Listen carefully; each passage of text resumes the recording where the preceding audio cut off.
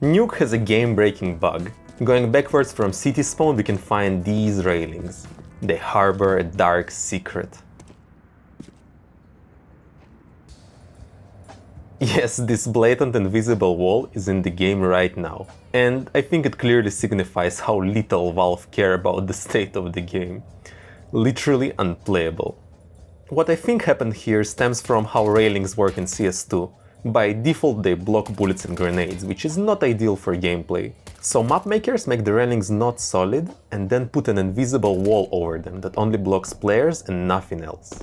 Probably this railing was longer at some point during the development, then they shortened it, but forgot to shorten the invisible wall. I for gore is a legit excuse, but it seems this whole area is forgotten, to be honest. Same goes for behind T-spawn as well.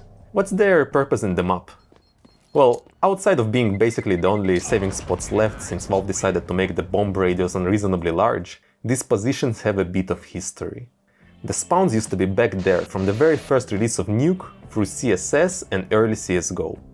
People often complained about the long, boring run that wasted 8 seconds off of every round without any meaningful gameplay going on, while allowing players to unintentionally and oftentimes intentionally block each other.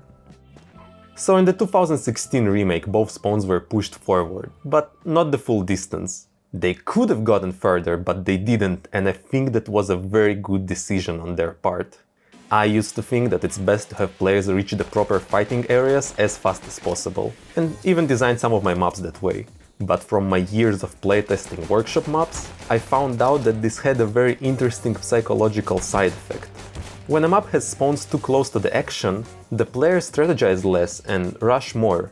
Even for more experienced players, absolutely brain-dead suicidal play becomes much more common. Maybe since the rounds begin quicker, they also end quicker, and the players subconsciously feel like they're in some kind of a deathmatch environment with respawns rather than proper full rounds. Like, you can go do whatever, you will respawn in no time anyway. Also, I think players are often used to having the extra 5 seconds to make final adjustments to their strategy while they run from spawn, so removing the run-up makes them more prone to just winging it. So yeah, a good old 5-second run from spawn has its own advantages. I wonder if that's the same logic Valve used when moving the spawns. Now every time you play Nuke, you can look behind you and know your ancestors used to spawn there. The least you can do is go there and pay some respect. Долбоёб, хули ты стоишь в ФК, нихуя не делаешь, сука, уёбище ебаное. Also, don't forget to pay some respects to the subscribe button. Thank you for watching, bye bye.